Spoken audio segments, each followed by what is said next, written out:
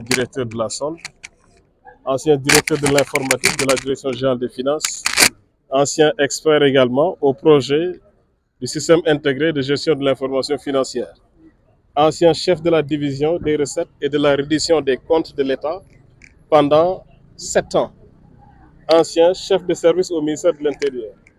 Je suis administrateur civil depuis 2004. Je suis de la promotion 2002-2004. Et actuellement, je suis chef d'une mission d'audit informatique et salarial dans la sous-région. Alors, je suis là aujourd'hui pour d'abord en fait parler à la presse par rapport à ce qui s'est passé au niveau en tout cas du dépôt des candidatures. Parce qu'il y a beaucoup de zones d'ombre et il est important que la presse soit au courant. Alors, on nous parle de clés défectueuses. Il n'en est absolument rien. Je vais vous expliquer pour notre cas ce qui s'est passé. Minute, après, vous aurez le document détaillé. Alors,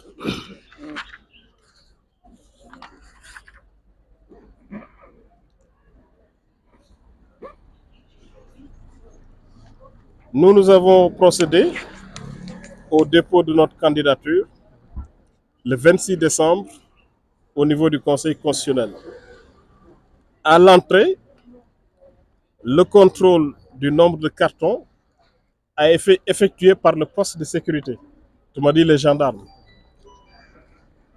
Après le contrôle d'identité, la délégation a été autorisée à descendre les cartons de parrainage dans l'enceinte du Conseil constitutionnel. Après, la gendarmerie a procédé au contrôle et a demandé la confirmation des 14 cartons. L'équipe chargée du dépôt confirme le nombre de cartons déposés. Ensuite, ils ont demandé au personnel d'appui de récupérer les cartons et les préposer dans le hall servant de couloir d'attente aux délégations des candidats. Les candidats sont parqués dans un couloir d'attente parce que la salle d'accueil ne permet pas d'accueillir tous les candidats. Après des heures d'attente vers 4h20 du matin, le greffier en chef demande qu'on suspende la séance au motif qu'il est fatigué. Cela peut se comprendre, c'est humain. De retour au Conseil constitutionnel, de nouveaux contrôles physiques ont été opérés avant le contrôle proprement dit. Alors, ce qui s'est passé, c'est très simple. Il faut comprendre que la procédure de contrôle, c'est 2 étapes. Il y a un contrôle lors du dépôt. Et lors du dépôt, la clé qui est déposée est ouverte par les agents du service des greffes. Pour nous, ce qui s'est passé, c'est très simple. Le mandataire a pris la clé et a remis ça à l'agent technique chargé de l'ouverture des clés. L'agent lui dit, je ne veux pas faire d'erreur, je vais copier le fichier dans mon ordinateur et je renomme le fichier au nom du candidat Charles. Il lui demande, après avoir ouvert feuillet par feuillet chaque région, est-ce que vous confirmez le nombre de parrains que vous avez pour Dakar? Le candidat lui dit, oui, je confirme. Est-ce que vous confirmez le nombre de parrains que vous avez pour Thiès? C'est confirmé. Toutes les 14 régions sont ouvertes. Et ensuite, il fait le décompte global pour lui dire, vous avez 58 600 parrains. Il confirme le nombre de parrains. Après cela, le technicien ajoute, modifie lui-même les données, modifie lui-même le fichier et crée deux feuillets, Dakar 1 et Dakar 2. Alors, le mandataire lui dit, pourquoi vous créez ces feuillets? Pourquoi vous modifiez le fichier? Il lui dit, non, c'est parce que c'est la norme. Il lui dit, attention, nous n'avons pas besoin que vous créez pour nous 2 feuillets pour Dakar. Un seul feuillet suffit, supprimez ces feuillets que vous avez créés. Parce que vous venez de modifier notre fichier. Il essaie, mais il n'y parvient pas. Finalement, c'est le plus ancien des techniciens qui vient et qui lui parle en langue locale et qui lui explique comment modifier le fichier. Et il procède aussitôt à la modification du fichier. Donc, vous convenez avec moi que le fichier a été modifié et à 2 reprises. Après cela, il a été procédé à la remise de la clé à la greffière. La greffière met la clé dans une enveloppe de couleur blanche, scotche l'enveloppe et demande à notre mandataire de signer. Et le mandataire a procédé à la signature. N'est-ce pas? Alors, un exemplaire est ensuite tiré, un exemplaire du procès verbal, et on demande au mandataire de procéder à la lecture du procès verbal. Notre mandataire lit et le donne au coordonnateur du parrainage. Le coordonnateur du parrainage, après avoir exploité, lui dit qu'il n'a pas vu d'erreur. Sur cette base, le greffier en chef signe le procès verbal en ne relevant aucun incident. Autrement dit, à l'ouverture de la clé, il n'y a aucun incident. Toutes les informations apparaissent et la clé est scellée et mise dans une enveloppe. Le 2 janvier, parce que moi j'étais le numéro 31 au tirage, le mandataire revient, il devait entrer à 14h30. On l'a fait entrer vers 16h. Lorsqu'il est entré dans la salle, le président a expliqué les modalités de contrôle. Une fois les modalités de contrôle terminées, le président lui demande « Est-ce que vous êtes bien le représentant du candidat Charles-Émile Abdou-Ciss ?» Il lui dit « Oui, je suis son mandataire. » Ensuite, la clé, contenue dans une enveloppe, est sortie par le greffier en chef, qui le montre au mandataire. Il lui dit « Est-ce que c'est votre clé ?» Il lui dit « Effectivement, c'est ma clé. » Et il a vérifié sa signature. Le greffier en chef, Maître Ousmane Ba, prend ensuite l'enveloppe et le donne à son vis-à-vis, autrement dit son voisin.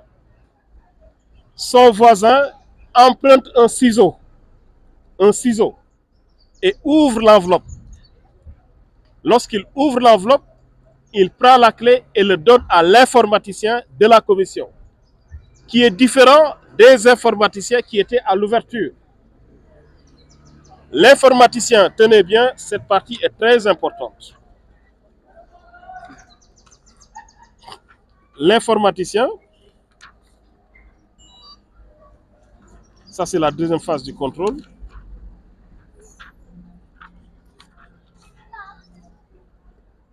explique comment le contrôle se fait en 3 phases. Il recherche le fichier et il voit 2 fichiers.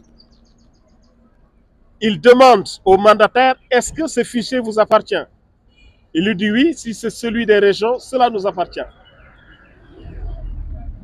L'informaticien ensuite parcourt toutes les régions. Écoutez bien ce que je vous dis. Hein. Il ouvre chaque feuillet et voit chaque région et voit le nombre de parrains. Et il demande à chaque région, Dakar, confirmez-vous le nombre de parrains? Au regard du numéro d'ordre, le mandataire lui dit oui. Thiès, confirmez-vous le nombre de parrains? Le mandataire lui dit oui. Est-ce que vous confirmez le nombre de parrains que vous avez obtenus d'après le récapitulatif global? Il lui dit oui. Donc, à ce niveau, il n'y a pas d'incident. Retenez bien cette étape qui vient. Il lui dit, je vais créer un dossier électronique dédié au candidat Charles. Je vais transformer le dossier Charles. Et lorsqu'il l'a fait, les données du parrainage sont toutes apparues, sans aucune ambiguïté. Alors, il lui dit ensuite, je vais procéder à la confrontation avec le logiciel de parrainage. Et dès qu'il commence, il s'arrête. Il dit, oui, Monsieur le Président, il y a une modification de la clé. Lui, il dit, il y a une modification de la clé. Le président réagit de manière intriguée et lui dit, mais comment la clé peut-elle être modifiée alors que vous êtes le seul à intervenir jusqu'ici? L'informaticien lui dit, les numéros d'ordre de 1 à 50 000 ont été enlevés. C'est le mot qu'il utilise, ont été enlevés. Alors, Le président lui dit d'accord, mais continuez quand même, parce que les parrains apparaissent. Il continue, il s'arrête de nouveau et dit non, je ne peux pas continuer, parce que les numéros d'ordre n'apparaissent pas dans le dossier que j'ai créé, et non pas dans la clé. Est-ce que vous comprenez? Lorsqu'il a ouvert la clé en premier, les numéros d'ordre 1, 2, 3, 4 jusqu'à 50 000 apparaissaient. Lorsqu'il a sélectionné les données, il l'a amené dans sa machine, les numéros ont disparu. Les numéros ont disparu. Ça veut dire que c'est sa responsabilité qui est engagée. J'ai fait des années dans l'informatique. Je suis directeur de la solde de 2017 à 2022. Tous les vices informatiques, les fraudes qui ont été commises durant ces années, pendant 15 ans, j'ai eu à les déceler. J'ai été responsable de la reddition des comptes de l'État pendant 7 ans. L'appurement des comptes de l'État de 1986 à 2014, c'est moi-même qui les ai faits et déposés à la Cour des comptes. Je sais ce qui se passe dans cette République. Et je veux qu'on prenne de la hauteur, de la responsabilité et qu'on arrête ces manipulations. On veut éliminer des candidats parce qu'on sait que ces candidats sont crédibles, ont été au cœur de l'État et connaissent ce qui se passe dans l'État. Je ne parlerai pas deux fois parce qu'ils me connaissent tous. Ceux qui ont ourdi ce complot se trouvent ici au cœur de cette République. Nous avons ici le rapport détaillé et nous n'hésiterons pas à engager les actions nécessaires pour situer les responsabilités. Nous avons répondu à l'appel de concitoyens. Nous ne faisons pas partie des candidats pour lesquels il y a eu des cautions qui ont été données. C'est par la sueur de notre front que nous avons fourni notre caution. Nous avons pris courageusement position dans toutes les affaires qui concernent cette République, y compris lorsqu'il fallait augmenter le salaire des enseignants. Parce qu'un pays ne doit pas se nourrir d'injustice. Un pays ne doit pas se nourrir de mépris vis-à-vis des autres populations. Je voudrais rappeler au président du Conseil constitutionnel que j'ai été formateur pendant longtemps de beaucoup de personnel de la justice. Mais également, j'ai eu à gérer le budget du ministère de la Justice, à le suivre en tant que responsable au niveau du ministère des Finances. Je connais bien cette institution parce que j'étais également directeur de la solde, gestionnaire de leur salaire pendant de longues années. Je voudrais lui dire que c'est ma deuxième requête que je vais déposer. Parce qu'après ce qui s'est passé, il a demandé à notre mandataire d'attendre le 5 et qu'il va prendre une décision lui-même qu'il va nous notifier. Et sous les 48 heures, le mandataire va répondre. Parce qu'il dit votre cas est spécifique. Vous n'avez pas un problème de clé, mais c'est des colonnes qui ont disparu. Et celui qui les avait